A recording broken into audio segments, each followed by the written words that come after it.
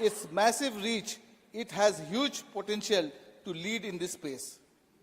In the first 3 months of 2022, Akashvani averaged just 2 crores listeners per month. The number of podcast listeners in India is estimated to be 17 crores.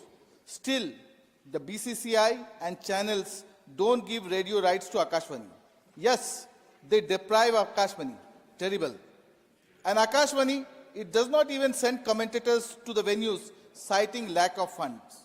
On top of that, one cannot hear cricket commentary on the medium wave, but only on FM radio or via an app called News on Air.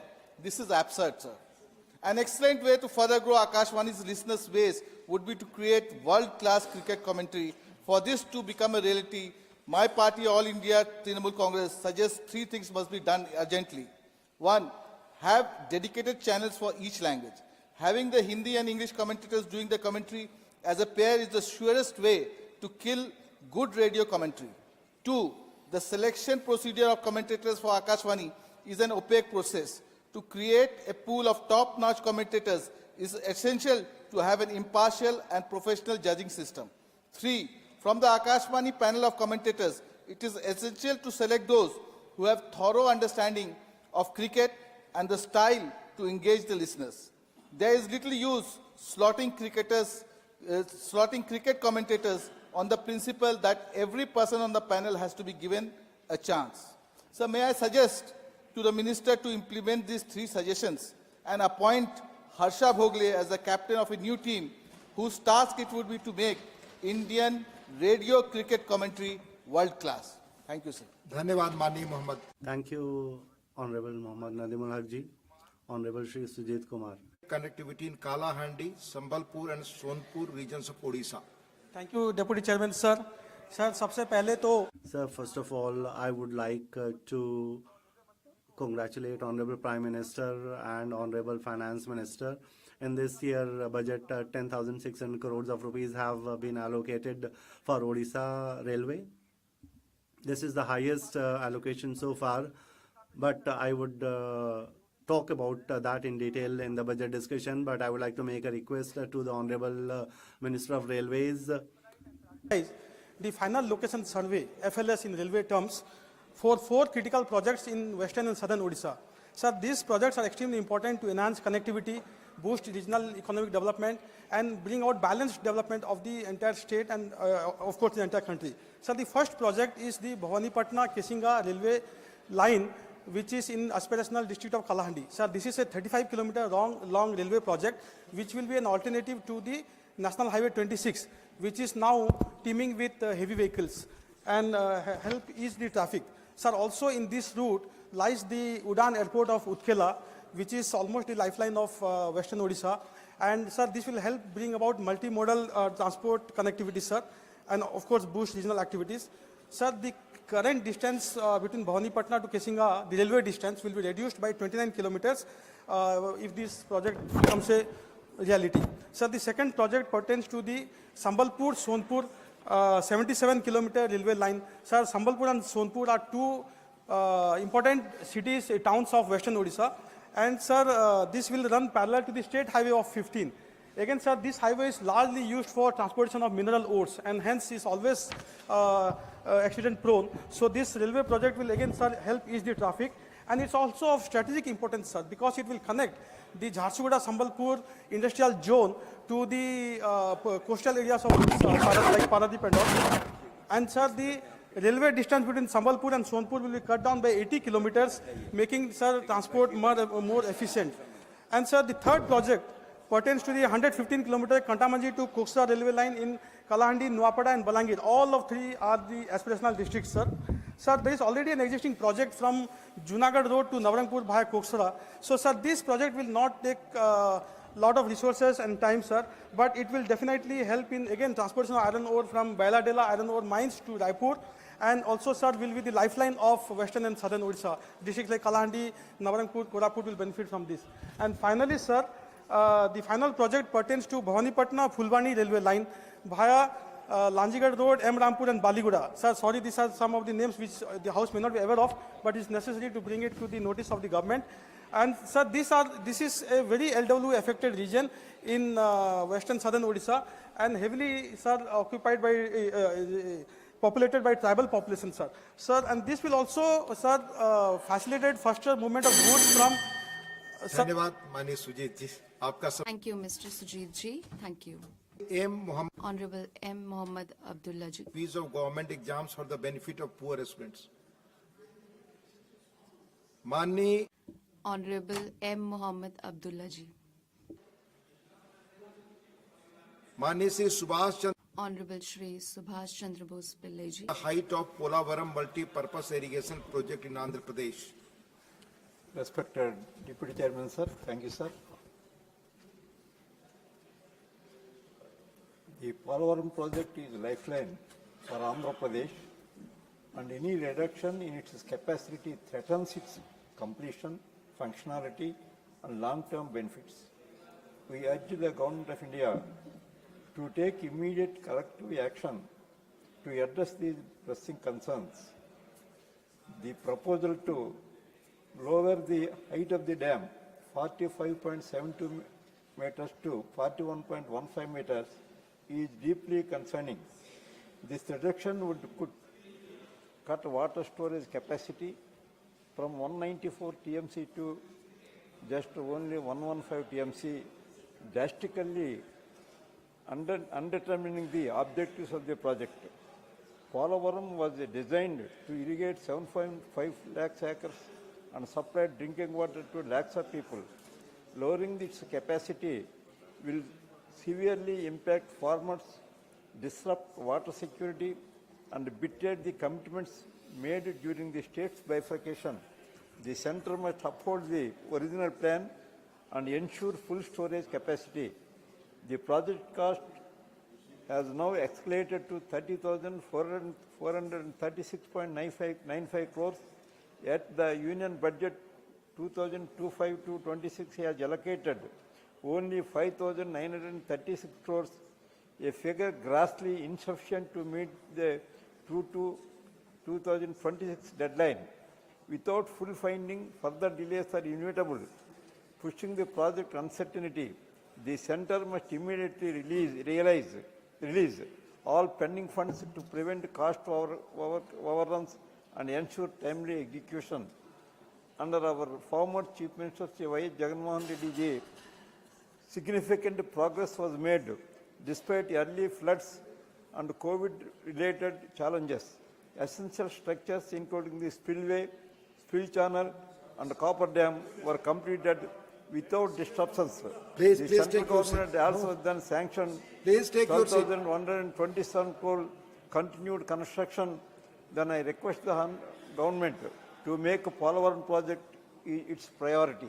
Thank you, sir. Thank you. माननीय Shri Derek O'Brien, Shri Derek O'Brien. Minister of Goa.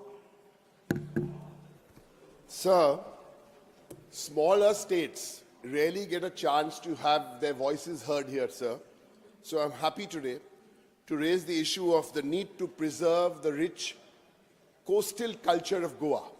So the coastal culture of Goa is basically on two communities. One is the fishing community with all their great traditions, and the toddy tapping community. So these are the two communities. Now the vibrant communities in these fishing villages, I've been there once or twice and seen myself, sir. They have a great tradition. But now they're going through, sir, an existential crisis, and for a variety of reasons. Primarily because of the CRZ, or the coastal regulation zones. As a result, sir, these fishermen, they can't build homes, they can't do up their homes, they can't park their boats, all kinds of problems, sir. And, worse than that, the trawlers are also coming and robbing them of their livelihood. Sir, the issue here is affecting 20,000 fishermen, about 1 lakh people in this community, sir. Tough times for them. I want to quickly contrast this to what is happening for the fishermen in Bengal. There's a special scheme there called the Samudra Sathi scheme, 10,000 rupees for 2 months of fishing season. There's another scheme called Matsyojibi credit card scheme. This is to protect the fishermen so they can take so they don't get duped, long-term institutional credit. Sir, these are the issues. There's also one more issue in Goa, sir, on the same issue of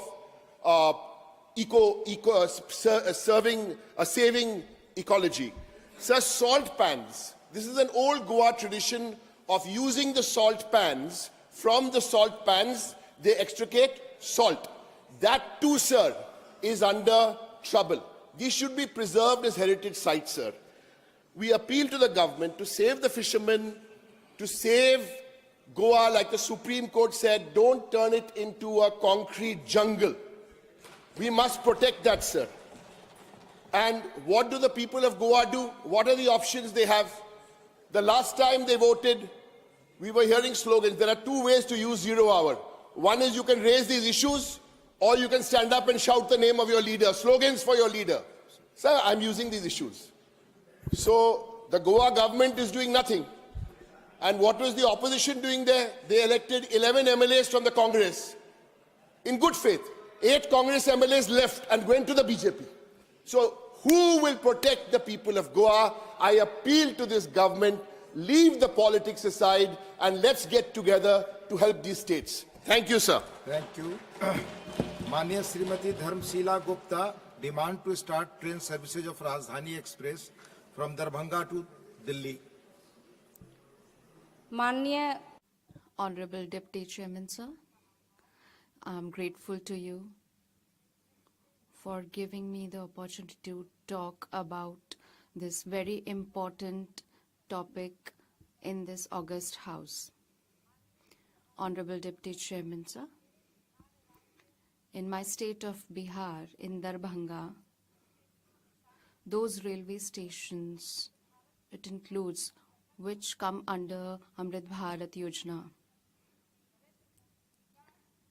I would like to thank Honorable Prime Minister Narendra Modi ji, under whose guidance Darbhanga Junction has been given 340 crore rupees and it has been renovated and been converted into world-class railway station.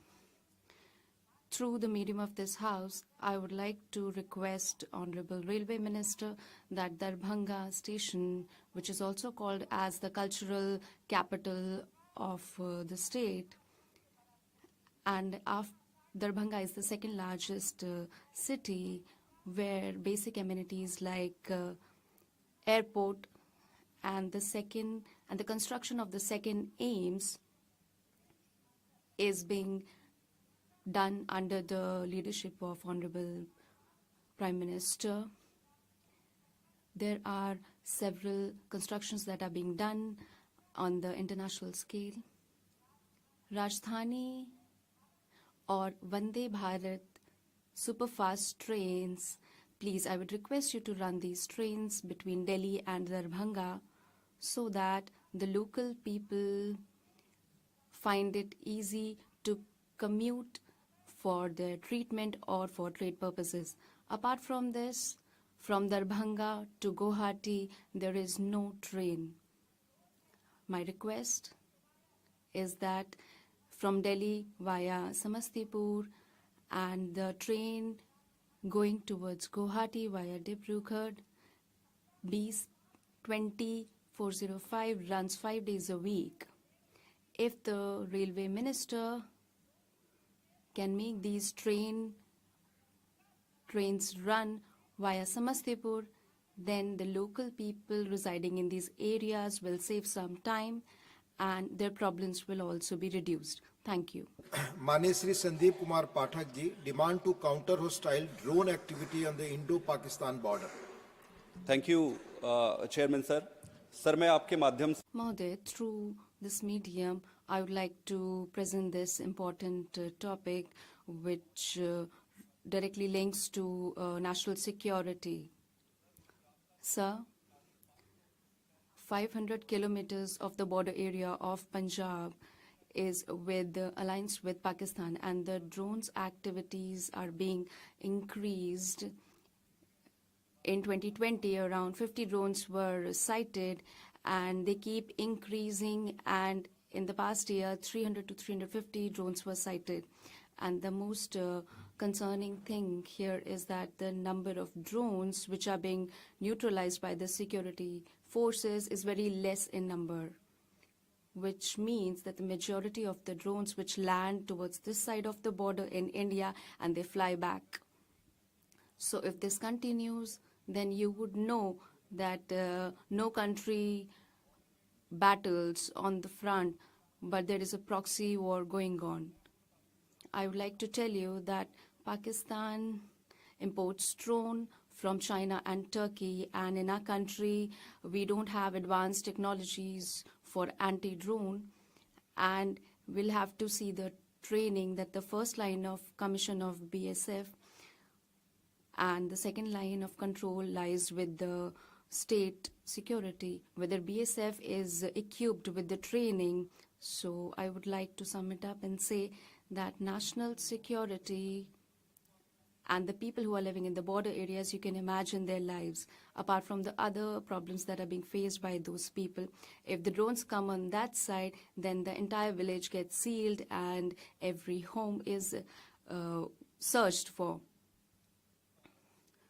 This should be, if zero inclusion or zero seas policy will not be introduced and the technologies that are being used are of high altitudes and drones fly at a low altitude, and we'll have to upgrade our technology, and this is something we can import large number of equipments and address this problem. I'd like to tell you one thing, that any other country like Pakistan would not like to highlight this.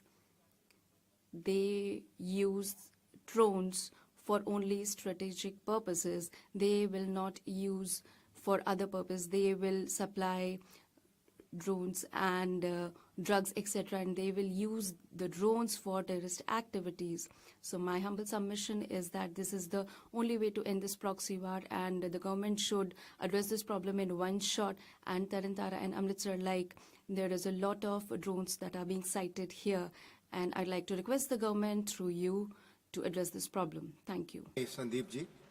Manya Dr. Sikandar Kumar, issue of misleading facts related to Indian history mentioned in the Museum of Union Public Service Commission, New Delhi. धन्यवाद sir. Thank you, sir. Honorable Deputy Chairman, sir, I'd like to draw your attention towards this important topic, which is related to the facts related to Indian history. Union Public Service Commission Museum, in the mentioned history, there are misleading facts in that. In this museum, the history displayed here, the contribution of the kings, there have been misleading facts on that. In this, Alauddin Khilji, Sher Shah Suri ji, and Mughlan, they have been hailed as the biggest warriors, and the administrators and kings and Vijayanagar kings, their historical facts and their contributions are not even highlighted. Due to this, in this museum, the visitors, the foreigner visitors who come here, they accept these misleading facts and they accept it as the truth. Because of this, the cultural and historical misleading facts will be spread, which will lead to more false information. Through your media, I would like to request the government that the historical facts of the Indian history, which are mentioned in the UPSC museum, should be corrected, and the major warriors and administrators, kings, Maratha kings, their contribution and their historical facts should be underlined. Thank you. Mani Shri Kartikeya Sharma ji, concern over damage caused to crops by wild animals in Morni Hills area of Haryana. धन्यवाद माननीय सभा. Thank you, Deputy Chairman, sir. I would like to draw the attention of the House towards the Morni Hills area in Haryana. In this area, there are wild animals which destroy the crops, which has become as a biggest problem. Since years, people are facing this problem, but now it has come to this, that it has become difficult for the farmers to cultivate. 393 villages are there and 22,000 people reside here, and 65% of the people, they cultivate vegetables. Due to the region being hilly, the farmers face water shortage, and they have to do farming despite these problems. And if they happen to develop a crop, then they have to face wild animals who destroy their crops. And in a study, elephants and these kind of animals, they eat and they destroy around 30 to 60% of crops. Recently, Pradhan Mantri Fasal Bima Yojana, they have been given insurance and coverage if the wild animals destroy the crops. But the farmers, in the interest of the farmers, a prevention policy is in dire need, and due to the seriousness of the problem, there are several effects of these problems. If we were to see the animal and human conflict, because if a farmer's crop gets destroyed by the wild animals, he has to face various other problems which only they are aware of. And the main factors of these problems is because of the jungles which are reducing day by day. We talk about solar fencing, or talk about implanting strong fencing around the area, but in order to find the solution of this problem, solar fencing would be quite effective solution. The government, the environment department of the government should develop a policy so that the problems of these wild animals can be tackled with. The wild animals, we can also provide alternative food to the wild animals, and community participation should also be promoted in this. Sir, in the area of Morni Hills, the farmers, it's not just limited to this area, but wherever in hilly areas the farmers cultivate their crops, they all face the same problem. And through you, I'd like to say that. Thank you. माननीय Shri बीडा Mastan Rao Yadav demand to revoke delisting of Indian seafood companies from EU and export restrictions to the Customs Union, Russian Federation and United Kingdom. Thank you, sir. Honorable Chairman, sir, I rise to draw your attention to a grave issue of demand of Indian fish and shrimp export companies for revoking delisting of Indian seafood companies from European Union and approvals to Customs Union, that is the Russian Federation and United Kingdom, and the significant challenges currently facing by the shrimp industry. Sir, for decades, the Indian shrimp industry has been a substantial contributor to India's economy. The European Union remains one of the most promising markets for Indian seafood, particularly the shrimp, with its steady demand playing a crucial role in securing valuable foreign exchange for India.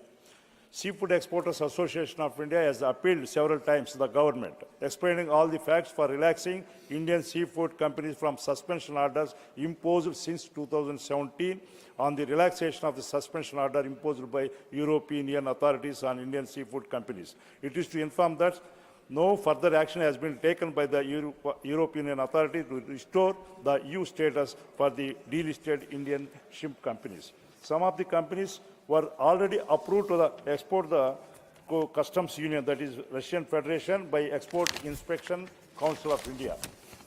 The said companies are not yet listed in the Federal Service for Veterinary and Phytosanitary Surveillance, approved establishment list at Customs Union, Russian Federation. On account of this, the approved companies are unable to export to Customs Union. Some of the EU delisted companies have been relisted by the United Kingdom health authorities in their official websites on 30th January 2023. However, the relisted companies are not yet permitted to export to UK, as the decision is still pending with the UK government for further clearance. Honorable Chairman, sir, it is well aware that during pandemic situations, shrimp exporters have faced several problems like congestion in operating ports at destination, etc., etc. In this crucial situation, if permissions are granted to the seafood exporters for exporting to countries like European Union, Customs Union, Russian Federation and the United Kingdom, it will be added advantage to the Indian exporters and to earn the foreign exchange to the country, sir. Hence, the Honorable Chairman is requested for compassionate and urgent intervention to resolve the delisting matter for restoring the delisted shrimp export companies to export shrimp consignments to European Union, UK and Russia for enhancing the market opportunities, strengthening the country's global reach and supporting the sustainable growth of Indian seafood export with key focus on shrimp. Thanking you, sir. Thank you, Manya Vidamastan Rao ji. Manya Sri Satnam Singh Sandhu ji, concern over increasing cases of grabbing of NRI's properties in our country. Manya Satnam Singh Sandhu ji, not present. Manya Sri Sanjay Singh ji, concern over social and economic conditions of Sikh workers of Coal India. धन्यवाद माननीय. Thank you, sir, that you have given me the opportunity to speak on a very serious topic. Sir, in the entire country, the electricity supply that is done through the thermal power plants, the Coal India and its workers plays a very important role in managing them. And I remember during Corona pandemic, the Coal India did not stop its production and the workers endangered their life and ensured that there is no hindrance in supply of electricity in the country. Sir, Coal India's itself has a National Wages Act, and as per that act, it has been clearly stated, and clause 9.4 is there, which states that the worker who become sick and faces diseases like cancer or any other kidney or liver ailment, if the workers suffer from such problems, then their dependents would be given employment and the diagnosis would be done, and it would be done by a medical board of Coal India. But it is very unfortunate, sir, that 18th November 2017, more than 7 years have passed till date that medical board is not functioning.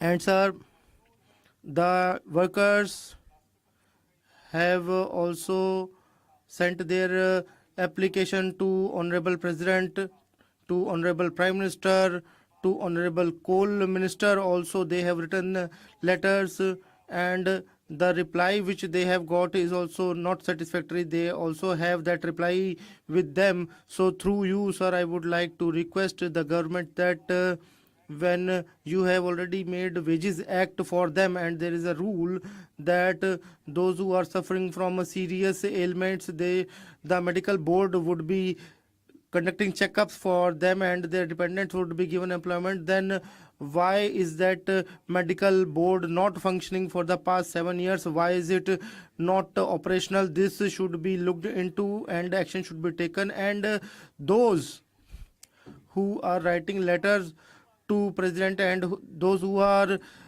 requesting to commit suicide and wanting permission to commit suicide, then they should be taken care of and medical tests should be done and their dependents should be given compassionate appointments in the Coal India. That is my request. Thank you, sir.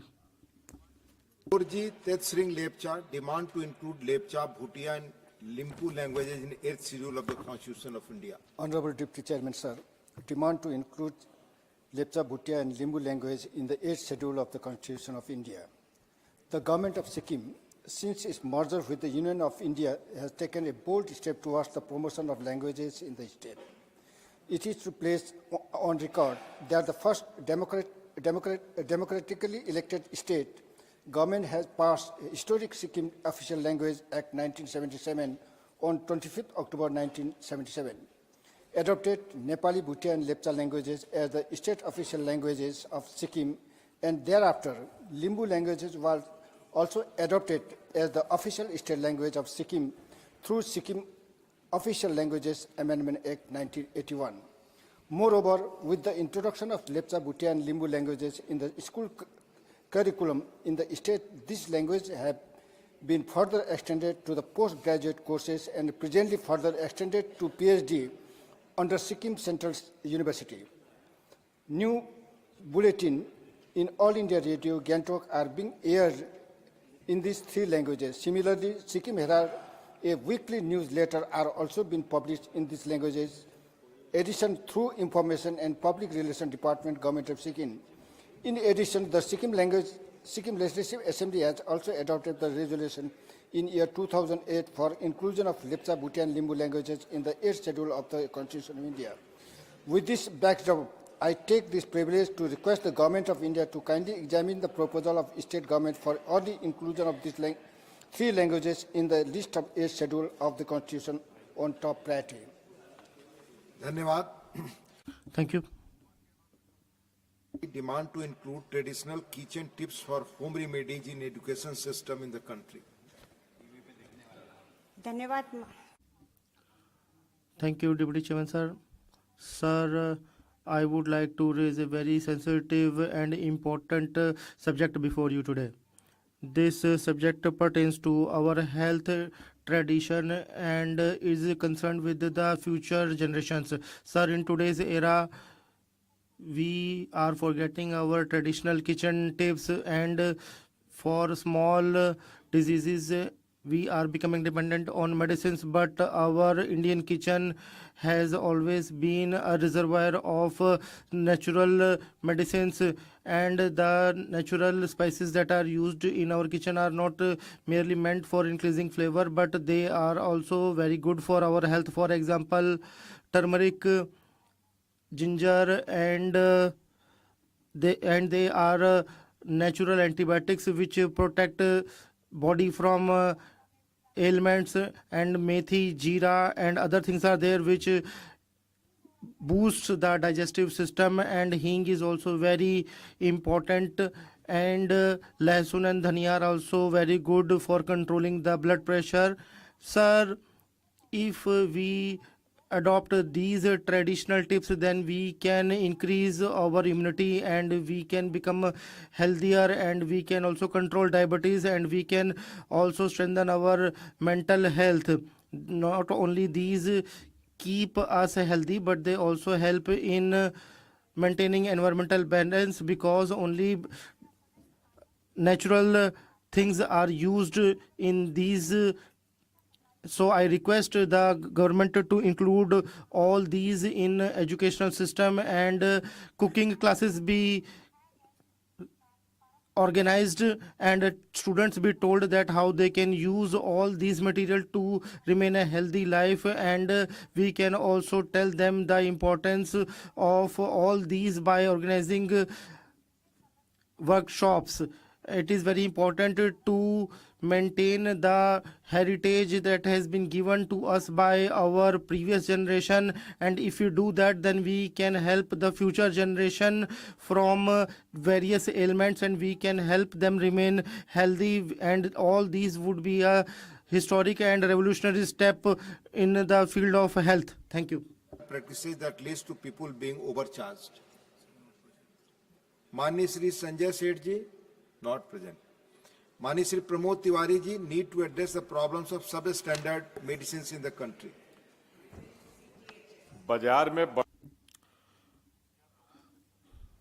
I would like to talk about the substandard medicines which are available in the market, and crores of people are getting affected by this, and the people are facing a lot of problem. Drug Controller General of India has published a report, and it has come to fore that 50 medicines that are being sold in the country, they have named them, and they are substandard: paracetamol, blood pressure, cough, multivitamin, and other medicines are a part of this list, and lakhs of people are using these medicines, and there is a nexus of these standard medicines, and in the villages this problem is more rampant, and according to the report, the small manufacturers are giving are 15% such manufacturers have failed in the quality tests, and they are providing these medicines in the villages, and these medicines are very dangerous for health and people can die also. And as per our report, 12 to 25% substandard medicines are available in the market, and the amendment that was done recently, and as per 2070 NSQ, the punishment is also given. It is being compounded for providing substandard medicines, and the manufacturers are just paying penalty, and if they are punished, then people would not do so. And I would like to say that people would be benefited, and the manufacturers are making substandard medicines, and crores of people are taking it. And as per the report, in the government hospitals also, Health Minister sir, I would like to tell here that in government hospitals 38% substandard medicines are being prescribed and they are being provided. And through the house, I would like to urge the government that awareness should be spread about these substandard medicines, and quality should be ensured at the medicinal levels. And if I say that all these incidents have risen after 2015, then the statistics substantiate that, and this is a matter which is concerned with crores of people, and it is concerned with the people who are living in villages, and this has grown more after you have compounded this crime. And I would request the leader of house, who is the health minister, to give a reply on this, and this is my only request. Thank you. Mania Srimati Rekha Sharma, demand to expedite railway projects under Ambala Railway Division. Thank you, sir. Honorable Chairman, sir, I wish to draw the attention of the House to a crucial infrastructure project under the Ambala Railway Division. On February 26, 2024, Honorable Prime Minister Narendra Modi ji virtually laid the foundation stone for 7 rail overbridge and underbridge projects with a total investment of 150.48 crores.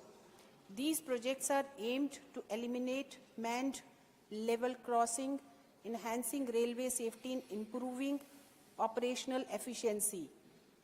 One of the key projects is in the Yamunanagar, and many regions are eagerly waiting the timely completion of the crucial infrastructure developments.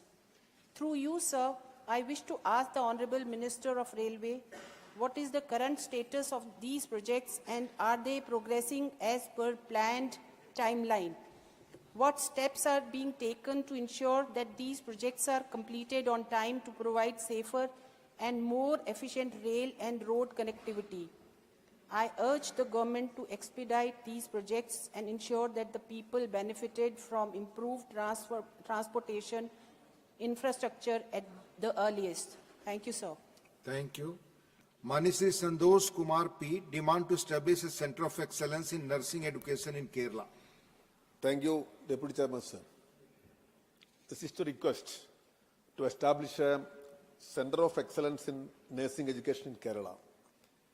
I'm very happy that our Honorable Union Health Minister is present here. So Kerala is always known as the best center of professional nurses. And our institutions are also well known. As far as the training side also is concerned also, our institutions are keeping a very high standard always.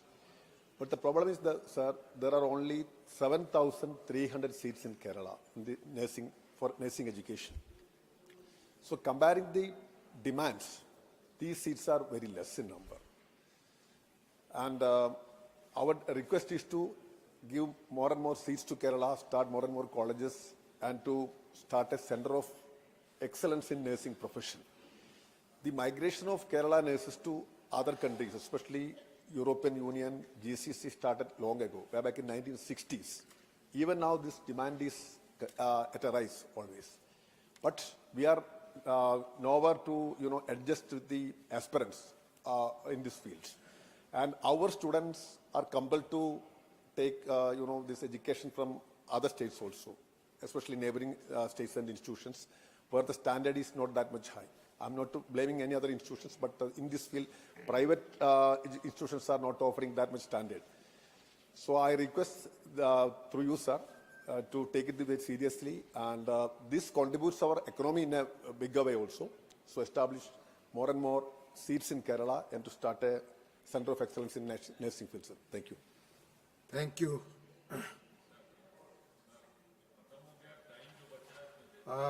Susri Susmita Devji need to ensure human conditions for workers working in hazardous industry. Susmita Devji, not present. Sri Devasi Samant Rai demand for declaring Puri Rath Yatra as national holiday. Jai Jagannath. Puri Rath Yatra, I'm sure all of us have visited or heard about it. It's very surprising. We have on Mahavir Jayanti, there is a national holiday and many other functions which should be. This is an international Rath Yatra where over the period of 7-8 days, lakhs and lakhs of devotees go. It's a spiritual movement of India. And this happens not once in 100 years, every year. And the Rath Yatra is not only in Puri Jagannath, but everywhere in this country, right from Delhi to Ahmedabad, to London, West Bengal, Los Angeles, Paris. Don't we think we all should, all of you should agree with me that that should become a national holiday the day the Rath Yatra starts? And by the name of Lord Jagannath, Modi 3 is sitting in Delhi.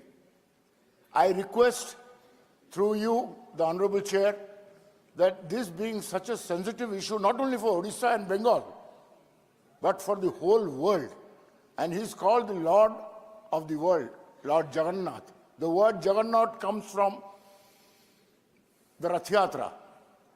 In the late 1800th century, when a British officer recorded the Rath Yatra, he had mentioned this is a real Jagannath. So therefore, in the interest of the whole nation, let Puri Rath Yatra be declared a national holiday. Thank you, sir. Thank you. Mani Sri Sanjay Sethji, concerned over the rise in medical malpractices that leads to people being overcharged. धन्यवाद sir. Thank you, sir. Sir, through the House, I would like to draw the attention of the government towards the malpractices being done by insurance companies. Today in the entire country, the insurance companies are increasing the cost, and the hospitals are charging 40,000 from a person who is not an insured person, but for the insured person they are charging 65,000 rupees, and the insurance companies are made to pay more, and the hospitals and companies are earning more, and a lot of delay is also being done in this, and the patients are facing financial losses, and 26,000 crore rupees health claims were cancelled.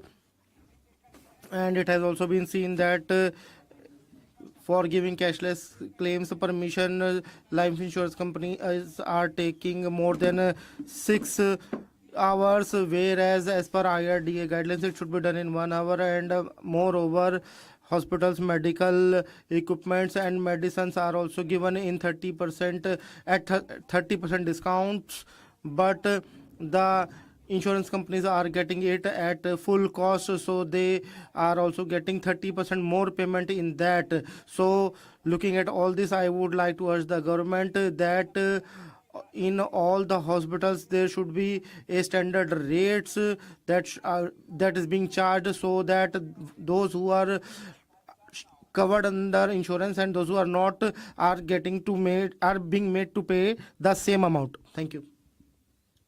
61. Mani Mantri ji. Honorable Minister, please. Statement is laid on the table of the House. First, supplementary. for giving me the opportunity. Sir, with your permission, I would like to know from the Honorable Minister whether the government has made any strategy to identify the loopholes in the schemes of rural sanitation across the country and the approach in which government ensure community participation in waste management initiative under SBMG. Thank you.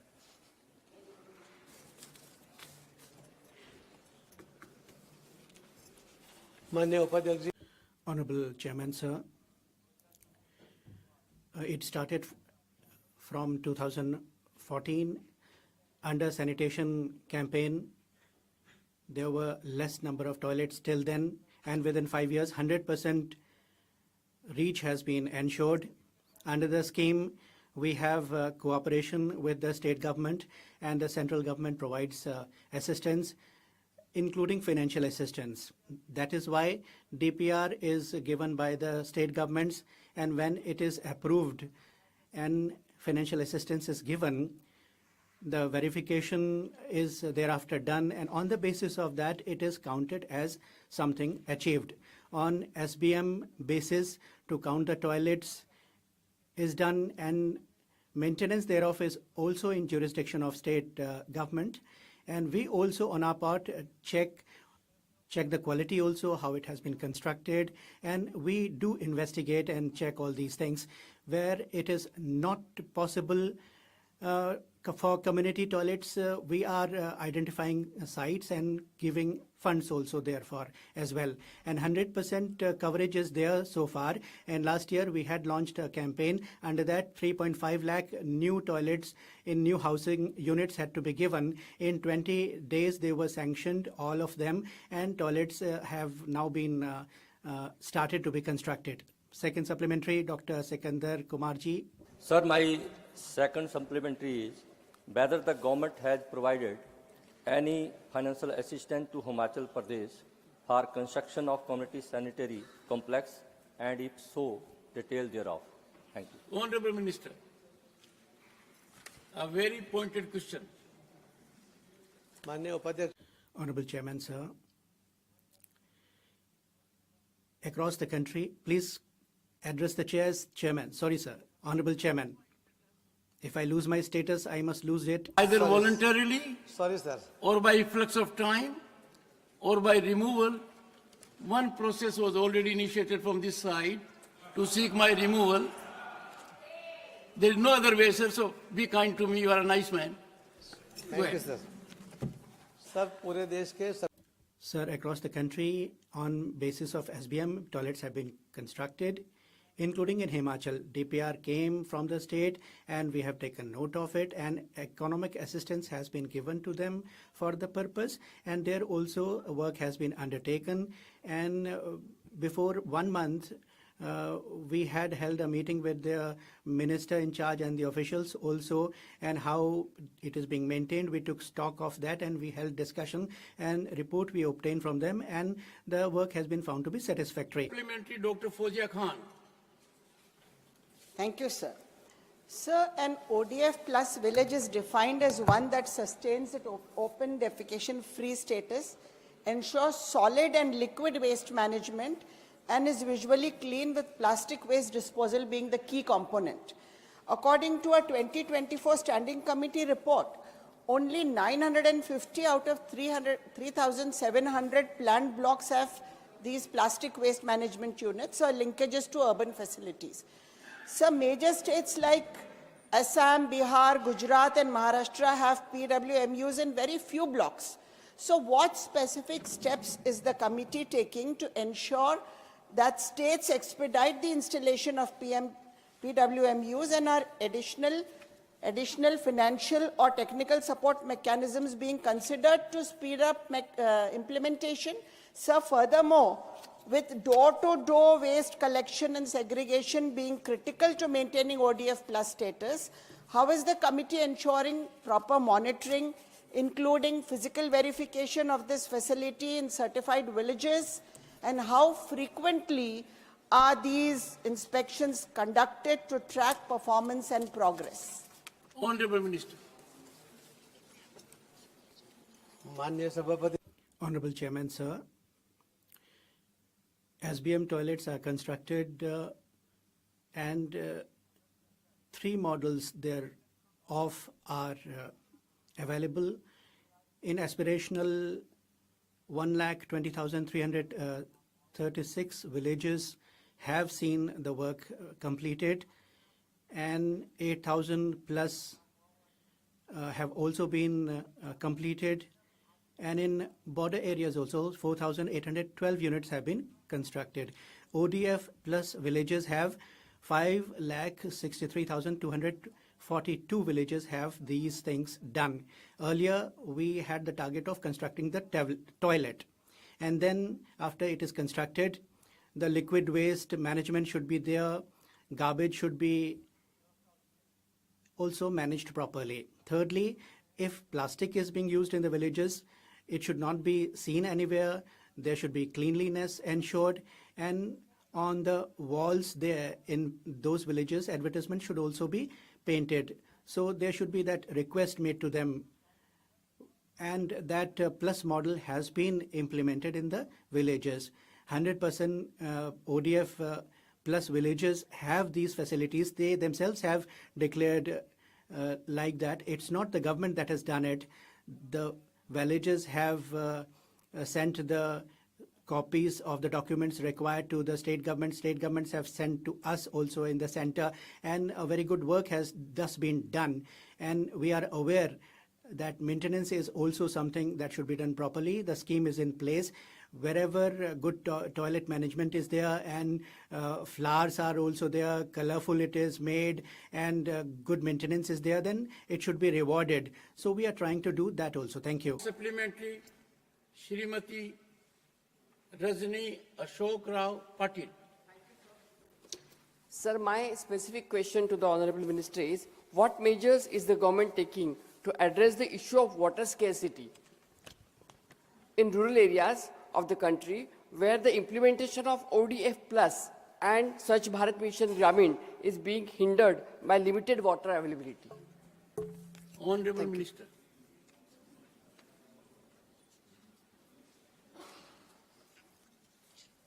Honorable Chairman, sir, water scarcity is a problem, and to solve this problem with Jal Jeevan Mission, we are trying best to address the problem.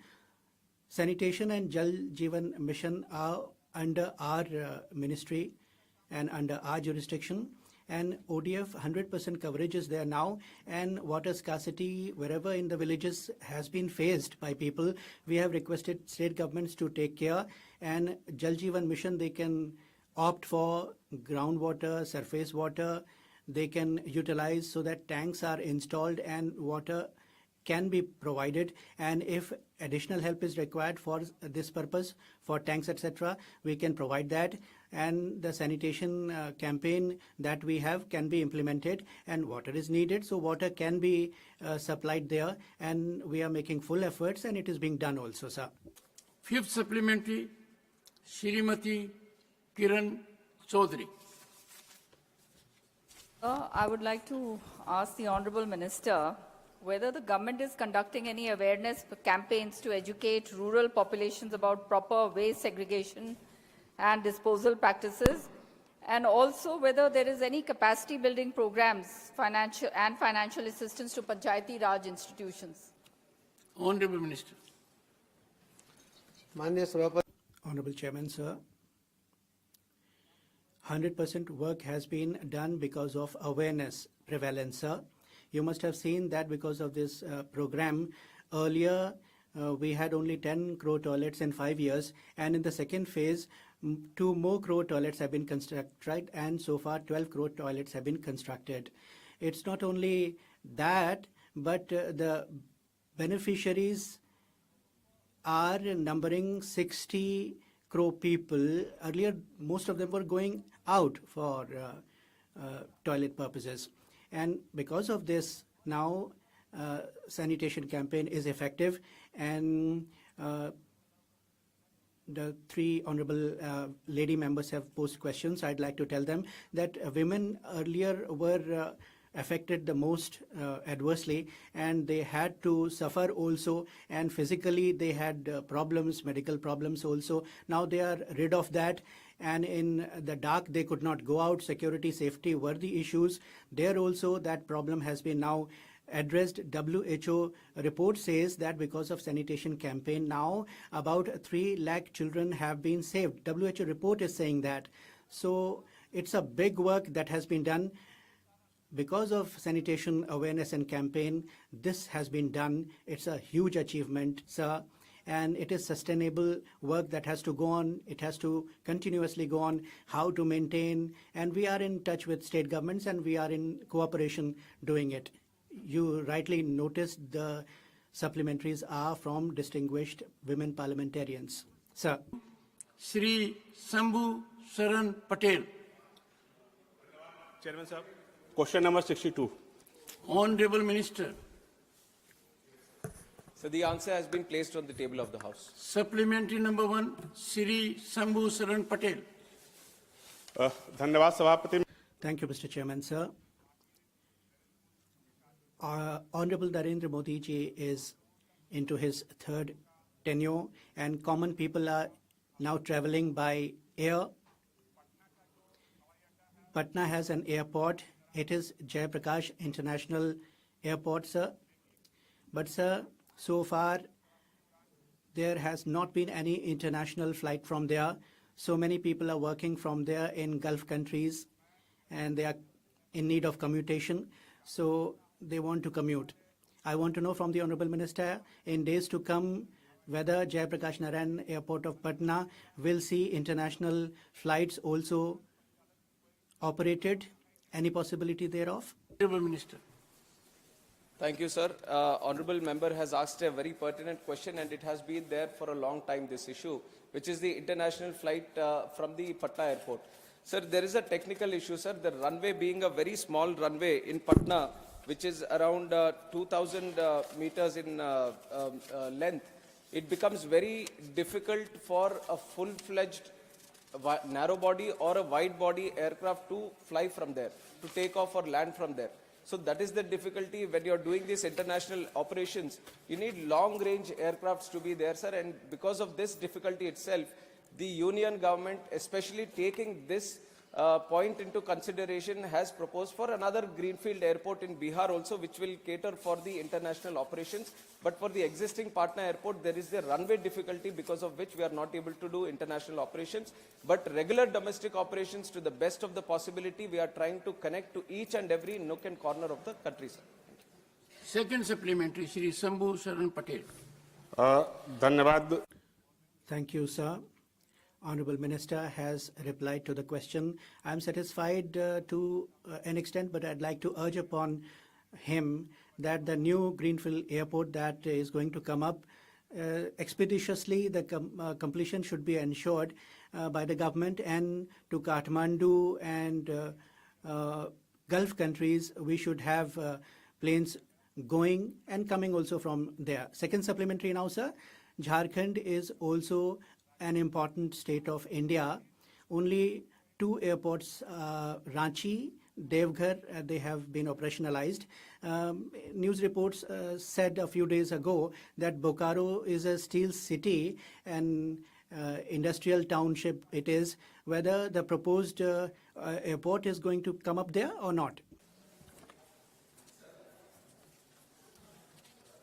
The idea of the central government is to build as many airports as possible. The aspirations of India have changed after the coming of Narendra Modi ji's tenure as Prime Minister in the last 10 years.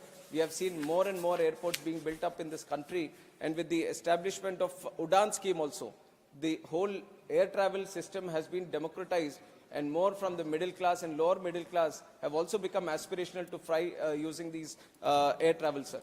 And regarding Jharkhand, any other proposal, if it comes from the state government that we regarding an airport, then definitely we will look into it, sir. And Bokaro presently has connectivity to Patna and Kolkata. And if necessary in the future also, we'll see according to the infrastructure of the airport, if there is a demand to connect to other destinations, we'll speak to the airlines positively and try to connect those places also. Third supplementary, Sri Sanjay Singh. धन्यवाद माननीय Thank you, sir. Through you, I want to know from the Honorable Minister, at one time or 15, 20 minutes to half an hour, flights are there of various airlines operationalizing and operating. Why so much difference of fare is there among them? Whether any control is planned by the government or any measures? Honorable Minister. Sir, this is not directly related to the question which has been asked here, but time and again this issue keeps coming up regarding the fares, and on multiple forums I've discussed this, and I've told the House also during the discussion of our Bharatiya Vayan Adhiniyam when it came for discussion, that airfares, it's internationally, this is the thing, sir, it's a demand-driven strategy. Market dynamics come into play, and based on the demand, it is the fares that keep happening. And I'll discuss with him, sir, in a separate note. So, कब तक discuss करेंगे? Till when? Within a month you'll discuss? In a month you will discuss with the Honorable Minister, Honorable Member. Dr. K. Lakshman. Chairman, sir. Sir, given that no support was provided by the Ministry for the recently operationalized greenfield airports, what steps is the government taking to encourage and facilitate private investment in airport infrastructure development? Can the Ministry provide more details on the timeline and strategy for implementing the new production-linked incentive for the drone sector and how it differs from the previous schemes? Thank you, sir. Honorable Minister. Sir, I'll answer the second part first, which is the PLI for drones. 120 crores has been put up for this PLI, sir. And what used to be around 500 crore market for drones, because of the bringing the PLI scheme, we have taken it up to 6,000 crore investment sector, sir, and we have achieved huge success, even though it was a very small intervention that the government of India has done, because we have banned the import of drones in the country. We wanted to promote indigenous drones. We want to promote more manufacturing of drones in the country, and that was the major incentive for PLI. It was designed for 3 years. We are still under the disbursement of the third year, so the existing PLI scheme is still going on. There is no new scheme, sir. The existing one is still going on. The disbursement is still about to happen. Regarding the greenfield airport, sir, and this has been a policy which was formed in 2008, the greenfield policy, airports policy, and we are following it since then, where the states are the first movers. They take the initiative that we need an airport here, and they do the land acquisition. And from our side, we do the feasibility study, the site clearance, the in principle approval, and all these things come to us. And in the future also, if there is any requirement of any airport at any location, we request the states to take up the initiative, to look into the demand, and especially the major challenge here is the land, sir. It's not about the money or it's not about the policy, but the major challenge here becomes, because airports, when you want to build, it has to be up to 1,000 acres, 2,000 acres, and now we are thinking about aerotropolis, because it's not just about flying people from one destination to another. There are people are thinking about creating a lot of economic activity, a lot of commercial activity, a lot of job creation around the airport. So when you compare all these things, when you want to bring in all these things to the airport, you need a lot of land. So that is the major challenge here. And in future also, anyone who is wanting to build any airport at any location, the state has to come forward and try to bring that much land into a thought process, sir. Your challenge is my challenge also. My friends in the Congress party, number of them want to ask questions. I am going by precedence in terms of what I received. Shri Pramod Tiwari. He president. Rajiv Shukla ji wanted to ask a question. Renuka ji, my very dear friend, Renuka ji and me were together. She wanted to ask even leader of the opposition, but Pramod ji gave in precedence to the Pramod Tiwari.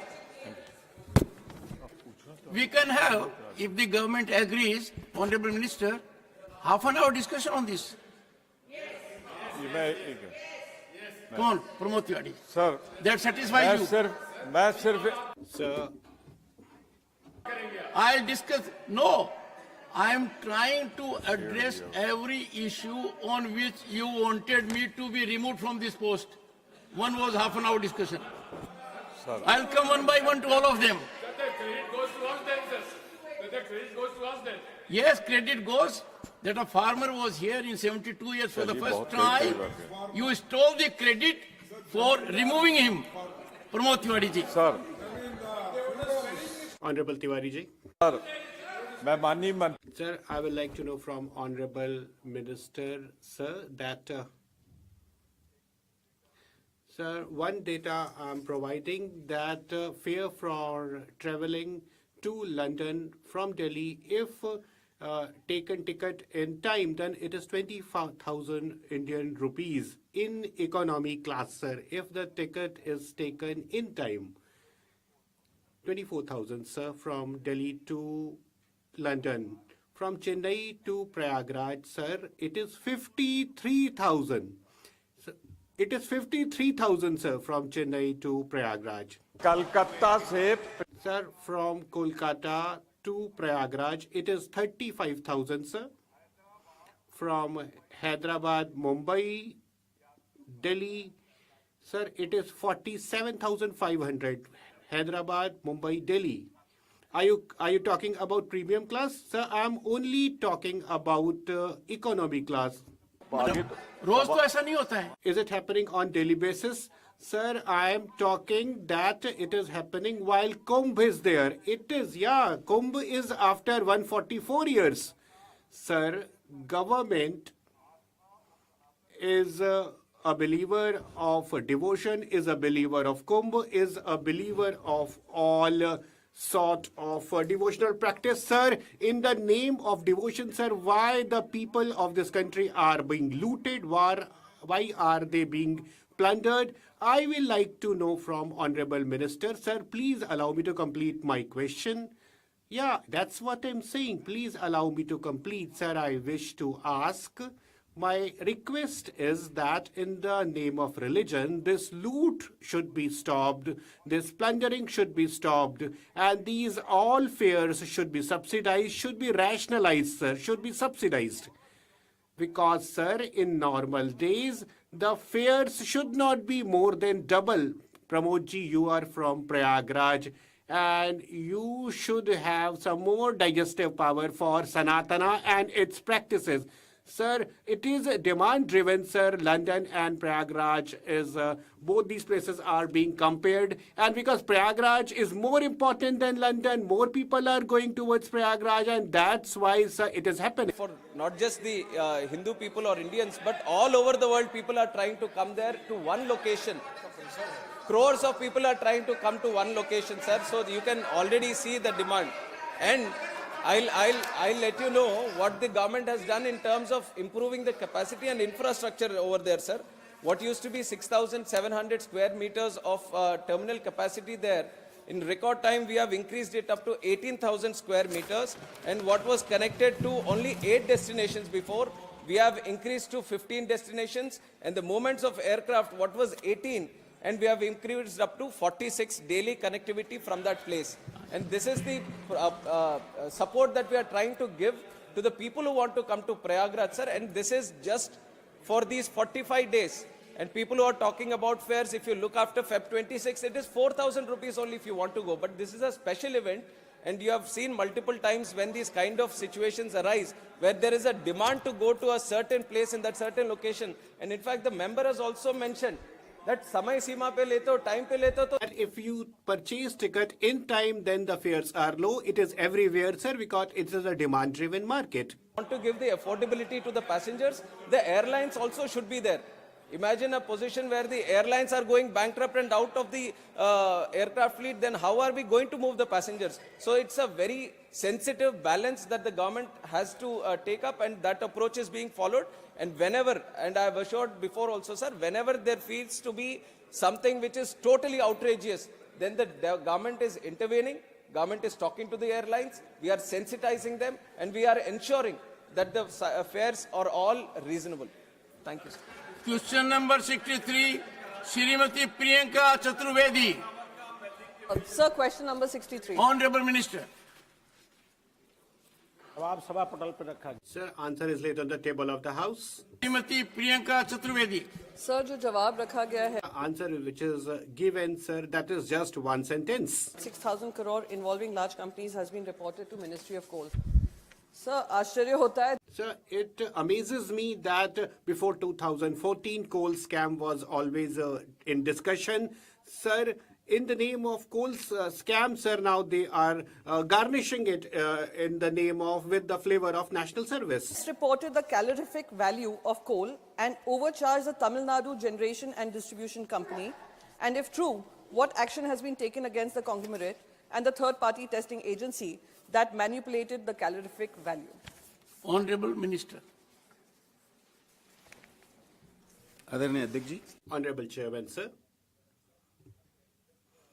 Sir, Honorable Member has asked this question, and Coal India, Coal Ministry and Government of India, there is no scam known, sir. There is no scam in our information, sir.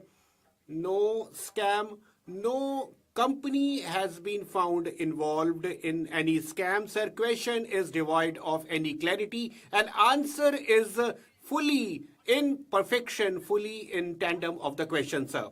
Clarity. Second supplementary, Srimati Priyanka Chaturvedi. Sir, my question was extremely crystal clear, but the answer has been denied to me, even in the question that I'd asked. The supplementary question, the first question that I'd asked, he's still not answering. And it is an RTI report which speaks about the calorific value, but I respect your chair, sir. So the second question is very specific question, sir.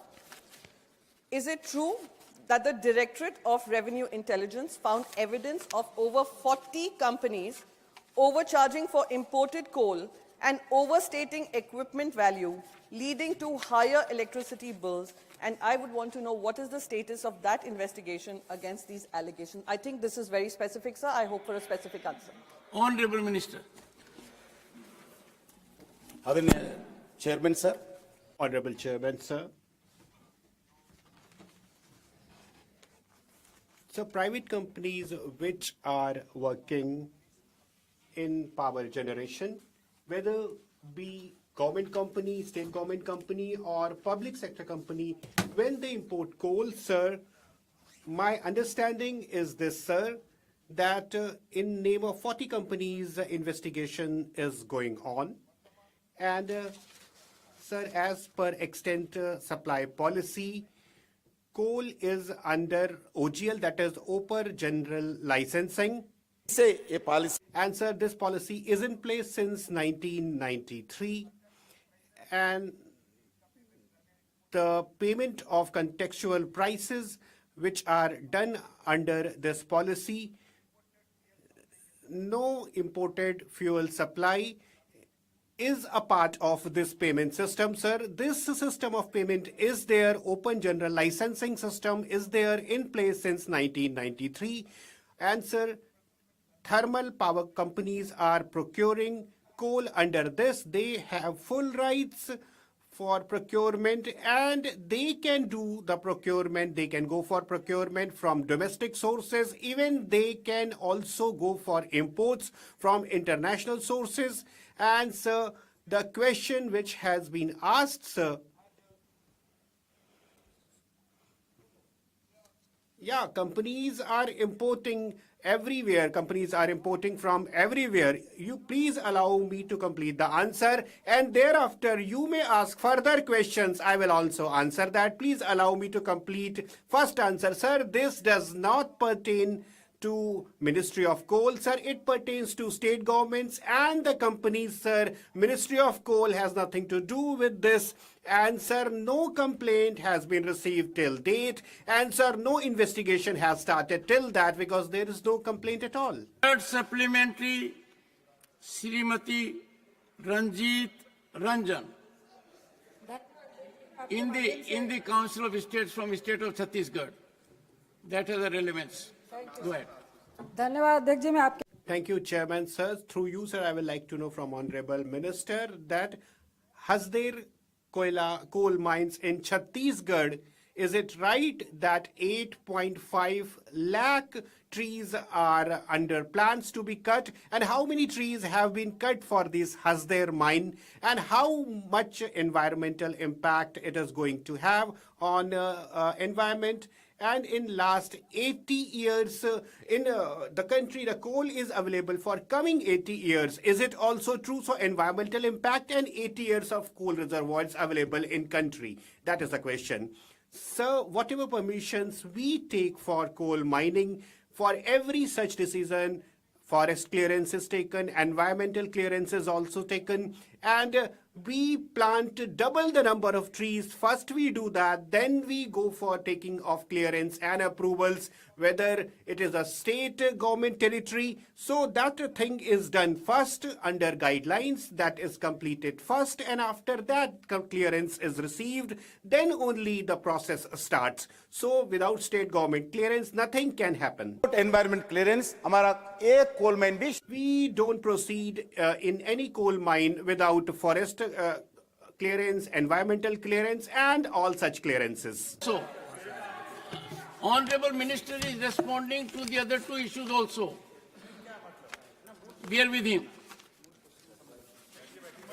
ये तो मूल question तो अलग है. Sir, the original question is different, and because sir, you have instructed me, I will be supplying the written answer as well. Please answer here as well, because both points are important as raised in the question. Please touch upon them as well in your written answer, and do that in next 15 days. Shri Deepak Prakash. Honorable Chairman, sir. Through you, sir, I would like to know from Honorable Minister that in Coal India, coal transportation system is there, and is there a provision of mandatory GPS system in coal transportation? Because the scenario which is prevailing in the ground level, at the ground level, GPS is not being installed. Many activities are happening there. So if we install GPS system, what the government is doing, what the ministry is doing for installation of GPS system? Sir, in Coal India, coal supply happens. We do that with the help of railways, and we also use roadways. Comparatively, sir, every year coal supply system is improving. It is improving year by year. Every year it is happening like that.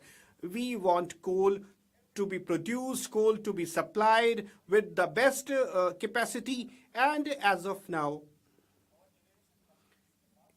when coal is to reach to power generation companies within 21 days, it should also remain there for 21 days. 21 days reservoir has to remain with them, and so that is happening in the country with perfection. Sir, the question is about coal scam. Much furor has happened here, and sir, after that government came up with a policy. After auction, sir, I will like to know from Honorable Minister that in how many mines you are having operations and how many mines are non-operationals, because previously the system was different, the norms were different, and because we are importing coals, and how much coal we are importing, our mines are non-operational and we are importing coal. What is happening in that regard at the ground level? Sir, it does not pertain to the original question, and whatsoever information is required, sir, I have information, but sir, I will supply all that information in time, sir. In the due course, I will do that. Rajiv ji, you are a very senior member. The Honorable Minister will get back to you in writing. Okay? Question number 65, as question number 64 has been withdrawn. Question number 65, Sri Vaiko. Sir, why the 64 was dropped? I have only informed the House. If anyone wants to know the background, I'll let you know. Question number 65, Sri Vaiko. Sir, please, you are a sir. Sir, So why 64, which was a selected question, start question, why it is dropped, sir? Suniye, Because it is selected, it is taken, it shouldn't have been printed, sir, because it is printed and then it is dropped, sir. this is not for the first time. As a matter of fact, it is very frequent. It's a parliamentary practice, and the decision is taken by the chairman. Question number 65, Shri Vaiko. Vaiko not present. Honorable Minister. Honorable Minister. Sir, a statement is laid on the table of the House. Supplement. Why it is happening? Let me tell you, honorable members, I realize my limitations. My limitations have been indicated amply by taking recourse to the ultimate painful constitutional recourse of unseating me. I would appreciate members not to make insinuations, innuendos, and I would particularly call upon senior members to bear with me. No, what you said is something. What Kharge said, I take severe exception, Honorable Minister. Honorable Minister. Honorable Minister. Honorable Minister, laid on the table? Yes. Yes. Supplementary number 1, the third one, Shri Digvijay Singh. My question is to Honorable Minister. As per the rules, every corporate which has one sec, please. Which has Listen net to worth the of honorable more than member, 500 crores, please. and etc. He knows the rules. Now, I would like to know from Honorable Minister, through me, which of the oil companies and gas companies who have fulfilled the responsibility which is cast on them under the CSR, whether they have fulfilled 2% of their net income and spending in CSR. I want to know them. Honorable member. My question is simple, sir. One second. Honorable member, if you've gone through the question, it is CSR projects by oil companies in Tamil Nadu. For Tamil Nadu. Okay. Honorable Minister. My request is... The question specifically asked by the Honorable Shri Vaiko was on CSR activities undertaken in the state of Tamil Nadu. Honorable member, take note of it. Yes. So You now the respond issue is following. The details of all the corporate social responsibility spending done as per the threshold incurred by all the OMCs is present on their respective websites. Now, as insofar as I remember, in the last 3 years, the combined spending in Tamil Nadu, overall in the country, is a little less than 4,000 crores. In Tamil Nadu, it's about 186 crores.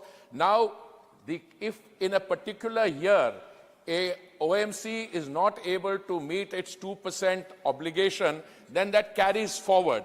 Insofar as the specific information which is sought, whether they are all meeting that, I will have to look into the details. My impression is all of them are meeting it and reporting it. But if there's a shortfall in a particular year, it could be carried forward to the next year, but we can check on that data. The honorable member, carry forward is for how many years? Carry forward for how many years? It can carry forward for the next year. Only? Next year, 3 years. In the 3 years, year. okay. Previous year can go to next year. Supplementary number 4. What is said here is in writing. Sir, it is the ultimate. No, sir. Let me tell you, honorable member, anything said in this house is sacred, sanctified, and if it is wrong, it entails very severe consequences. Very severe consequences, including loss of membership. No, sir. Ultimately, I decide. It can't be a contract between the member and the honorable minister. Through your good offices, that all OMCs have spent twice the amount of CSR that they were required to. I've just received confirmation. Let's I don't like to congratulate the answer, honorable but minister. I'm sure twice they have spent it. Congratulate the honorable minister, Sri M. Thambi Duraiji, for supplementary. The minister has given the reply how the CSR funding in Tamil Nadu, sir. Especially logistics, you take the transporting this oil and gas. Namakkal district is the famous thing. That district is where the operators are logistic transporting the oil and everything throughout the country. But your figure shows 0-0. You are not spent even CSR fund single rupee for that in Namakkal and others, Erode like that district, sir.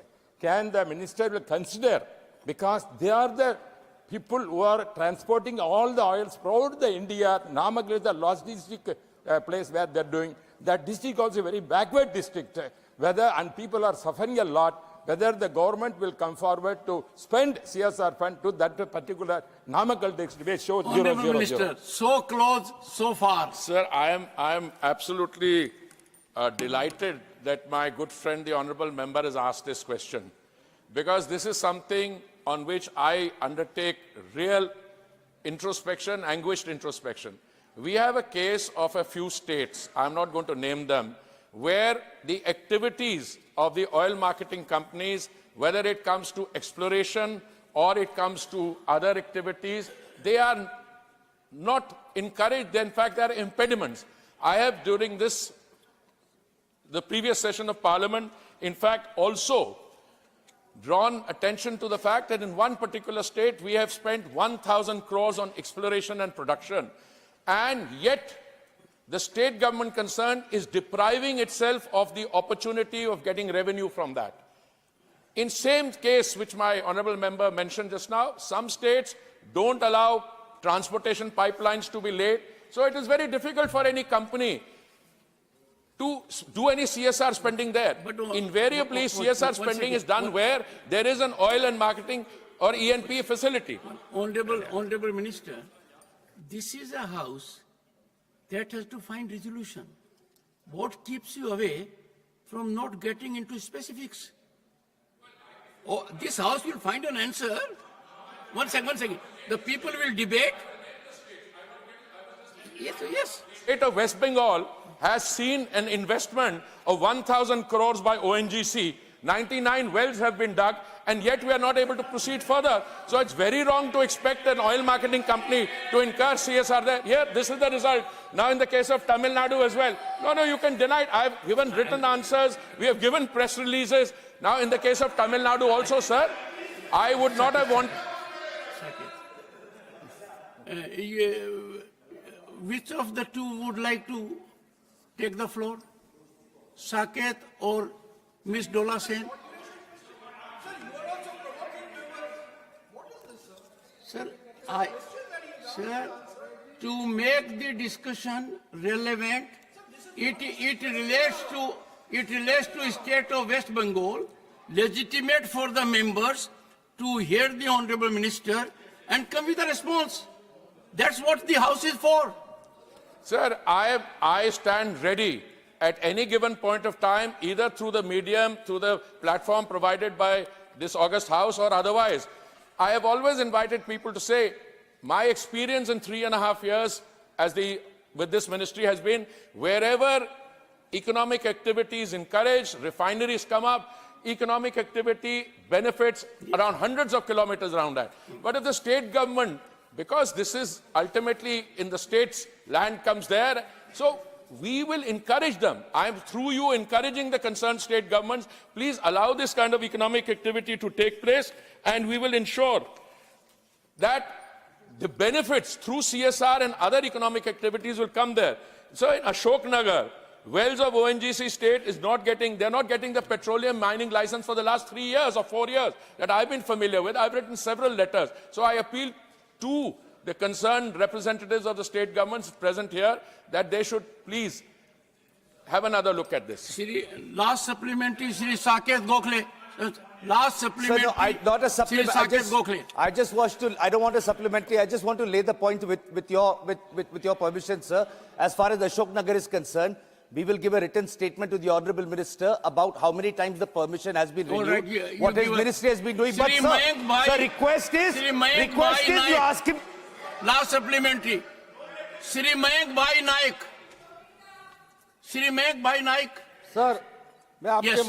Sir, through you, I would like to ask the Honourable Minister that whether the CSR fund is used only in the operating areas or is it used in other places as well? And then whoever has used CSR funds, whether after the utilization of that fund, this fund is properly maintained or not. Is it so that once the fund is used, its maintenance is done by the CSR companies for a charge? Sir, the usage of the CSR funds, the decision regarding this is taken by the boards of these companies, and this decision is not only taken on the basis of location.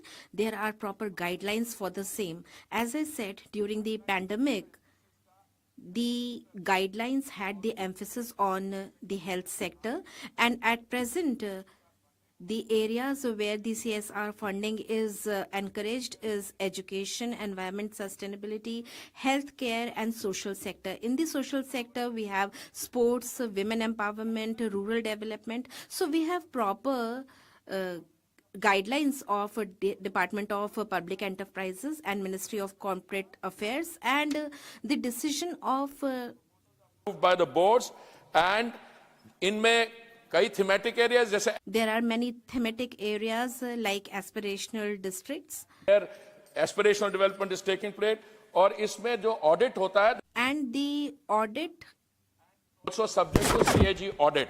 So माननीय सांसद जी का जो So, the question asked by the honorable member was regarding the way it is spent. I would like to tell that it is audited and audited by the CAG. Question number 66, sir. Honorable Minister.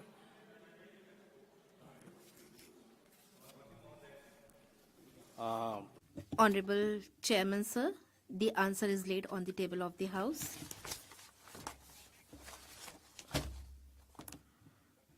Giving me the opportunity. Sir, Kendra Sarkar ne Sir, the central government has made many schemes for the common people, the youth, the women, and they have been sponsored by the center, and it has brought about a huge change in the lives of people. But even today, there are many states that have not implemented the centrally sponsored schemes, and the names of these schemes have also been changed. In the north, they do not, in the answer, it has been said that the DIC and the SNCs are not formed in the state of West Bengal, and this is the reason Vishwakarma scheme has not been implemented in West Bengal. I would like to know through you from the Honorable Minister as to what steps have been taken to see that all the poor people who are covered under Vishwakarma scheme, they are benefited. Sir,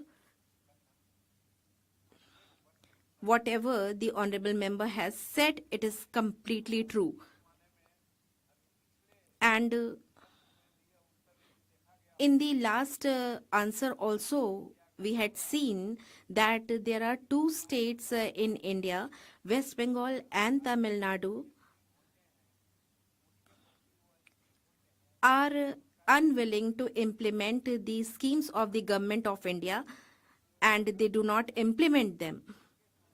As far as this question is concerned, I would like to say that as it has been said, it is checked on three levels. First on the panchayat level, then on the district level, and thirdly on the state level. All these committees are formed on the state level, and when these committees have not been formed on the state level, then what happens is that we get the applications, but the people cannot be registered, and the applications are not processed. As the honorable member asked as to what action the government is taking, sir, what we do is that we write letters to the state governments. Our secretaries, our junior officers go to these states. They conduct meetings with the state government officials and they request them. They tell them that this is the vision of the Honorable Prime Minister, and these schemes are for the benefit of the poor people. There are 18 kinds of trades that cover the small traders like the blacksmiths, the craftsmen, and these people work in the rural areas, and the Honorable Prime Minister has this vision. He thinks that yes, we do a lot for the big factories, we give them a lot of funds, but there is no one to do anything for these small traders, and this is the reason this scheme has been implemented under the vision of Honorable Prime Minister, and you will be happy to know that this scheme has been implemented for 5 years, and we have the target of giving benefits to at least 30 lakh people. We are not getting any reply from these two states. This is the reason we are unable to implement this scheme in these states. We have been requesting them time and again, and sir, there is a political reason. The honorable member and the people of the country should know that this is the impediment. Sir, please, member, take recourse. There's a provision. Send a slip to me. Please don't get up. Let us maintain decorum. There's a mechanism. Send a slip to me. And I look around. If it is coal, I go to coal-bearing areas. I try to balance all parties and states also. Honorable member. Sir, when we have accepted this federal structure, we have accepted the multi-party democracy. If any state government is totally ignoring or defying this federal system, तो अभी सरकार का क्या कहना? Then what the government would do regarding this? I would only like to say that this Vishwakarma scheme can benefit the poor people of the state of West Bengal. I only want to ask whether this Vishwakarma scheme be implemented in West Bengal or not. I want the answer in yes or no. Honorable Minister. ये कब होगा? When will it be done? Sir, 7,78,000 applications have been received. When will this be implemented? Whether it will be implemented or not?